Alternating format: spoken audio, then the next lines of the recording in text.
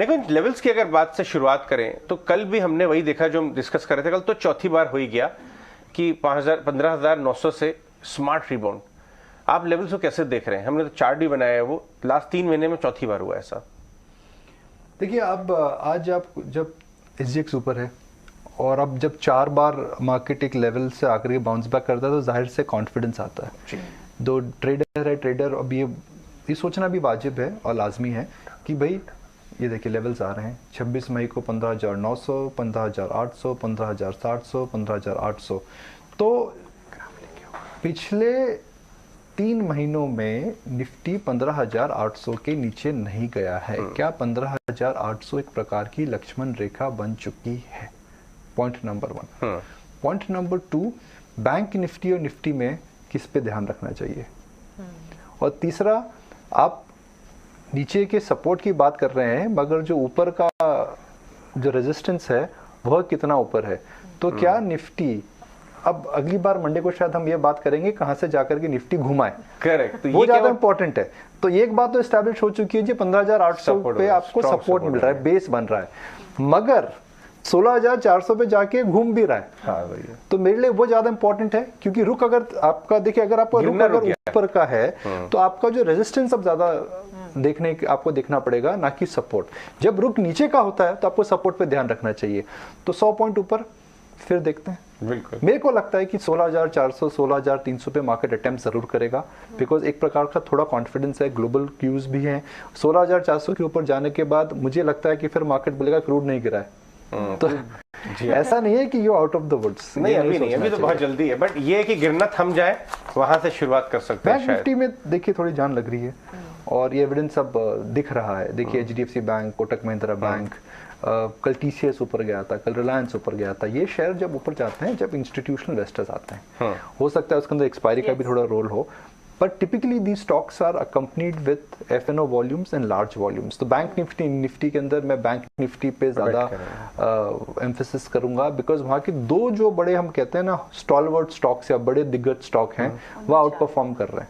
HDFC bank और Kotak bank. F&O का भी डेटा देखें, हालांकि इट्स टू अर्ली टू से, पर जो जून सीरीज के लिए जो आपको लॉन्ग्स दिख रहे हैं, ओपन इंटरेस्ट दिख रहा है, वो आपको बैंक निफ्टी के स्टॉक्स में फ्रेश लॉन्ग भी दिख रहा है। सो एक चीज और निकुंज, आप लगातार ये कह रहे हैं कि एक प्राइस रेंज डिस्कवर कर रहा है बाजार, तो ये वो प्राइस रेंज यही है 16,400 तक की। 16,400 के बाद अगर ऊपर, क्योंकि हमने एक बार लास्ट टाइम कहा था, आपने कहा था कि मेक और ब्रेक लेवल भी हो सकता है। So we are still in a risk on, globally तो रिस्क ऑन एनवायरमेंट दिखा जैसे कल, लेकिन हम इसे आप क्या डे टू डे चाल ही देखें?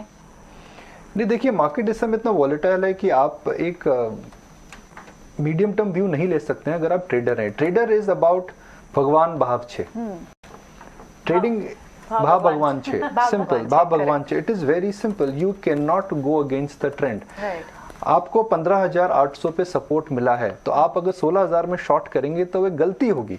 आपको आज का जो ट्रेंड है वो आज आपको तेजी का ही ट्रेंड खेलना पड़ेगा। और मेरे हिसाब से बैंक निफ्टी में अगर फ्लैट स्टार्ट होती है तो आज एक ट्रेड है और निफ्टी में भी एक ट्रेड है। देखिए 150 पॉइंट के ऊपर अगर मार्केट खुलता है तो ट्रेड नहीं लेनी चाहिए। वो 16,200, 16,300 के आसपास मार्केट खुलता है तो एक छोटी सी ट्रेड बनती जरूर है। लेकिन आप लगातार ये कहते भी आए कि इस मार्केट में कॉशियस नजरिया अपनाना है, और ऐसे में कच्चे तेल की चाल, सप्लाई घटने की चिंताएं हैं। 2 महीने की ऊंचाई पर $117 बड़ी कंसर्न है मानसी, यही सबसे बड़ी कंसर्न है। और अब आपको ये पूछना पड़ेगा जी क्या हो रहा है। इकोनॉमी स्लो डाउन हो रही है और कमोडिटी प्राइसेस नीचे नहीं आ रहे हैं, और ये सबसे डेंजरस कॉम्बिनेशन होता है कि जब इकोनॉमी स्लो डाउन होती है और कमोडिटी प्राइसेस नीचे नहीं आते हैं। आइडियली तो तेल को आना चाहिए था नीचे, और चाइना भी खुला नहीं है, उसके बाद भी चाइना भी नहीं खुला है, उसके बाद भी तेल ऊपर नहीं आ रहा है। तो प्रश्न चिन्ह ये उठता है कि ऐसा क्यों हो रहा है, और जितने लंबे समय तक ये चलेगा वह एक समस्या आपके लिए बनी रहेगी। इनफैक्ट अरामको के ग्लोबल हेड ने अभी कुछ दिन पहले बोला था, नासिर साहब ने, कि सिर्फ 2% स्पेयर कैपेसिटी रह गई है, यानी नई कैपेसिटी ही नहीं है। तो शायद इसकी वजह से सप्लाई साइड की वजह से बढ़ता चला जा रहा है। कल मैंने एक और रिपोर्ट पढ़ी थी जिसमें ये भी पढ़ा था कि भाई रशिया के जो गैस के भंडार हैं वो भर चुके हैं और रशिया को अब गैस बेचनी ही पड़ेगी। उसके बाद भी नहीं आ रहा है, उसके बाद भी नीचे नहीं आ रहा है। तो ये एक बहुत ही अचंभित समय चल रहा है क्योंकि डिमांड नीचे आ रही है, उसके बावजूद जो प्राइसेस हैं वह नीचे नहीं जा रहे हैं। निकुंज, आपको जाने देने से पहले एक और सवाल आपसे पूछना चाहेंगे। कुछ फ्रेश डेटा पंकज ने निकाला कि जो बड़े HNI ट्रेडर्स हैं, जो इंस्टीट्यूशंस के बाद F&O के बड़े दिग्गज प्लेयर होते हैं, उनका डेटा दिखा रहा है कि वहाँ 8-9 महीने करेक्शन के बाद एक कमी आ रही है पोजीशंस में, आपको लग रहा है कोई बिग HNIs जो हैं, जो कई स्टॉक्स में प्राइस मेकर भी हो जाते हैं कई बार, उनका कहीं ना कहीं उनका एंथुजियाज्म जो है कम हो रहा है, वो हताश हो रहे हैं और इसलिए शायद पोजीशंस कम कर रहे हैं बाजार में, क्या ये सही होता है? देखिए स्मॉल कैप इंडेक्स 30% गिर चुका है, इंडिविजुअल स्टॉक्स 35 से 40% गिरे हैं, वॉल्यूम्स ड्राई अप हो चुकी हैं, पार्टिसिपेशन इज नॉट देयर, और सबको लगता है कि भाई कोई जल्दबाजी नहीं करनी चाहिए। एक ये बड़ी अनईजी फीलिंग होती है जब आप देखते हैं कि आपका पोर्टफोलियो 30-35% नीचे जा चुका है, और ये हो चुका है। तो जब आप इस प्रकार के फेयर से डील करते हैं तो small and mid cap stocks के अंदर आप जहां भी आपके गेन्स होते हैं आप सबसे पहले वहां पर ग्रैब करते हैं। मगर एक चीज मैं बताना चाहूंगा जो purely based on my experience, market के अंदर स्ट्रेंथ मत बेचिए, वीकनेस बेचिए।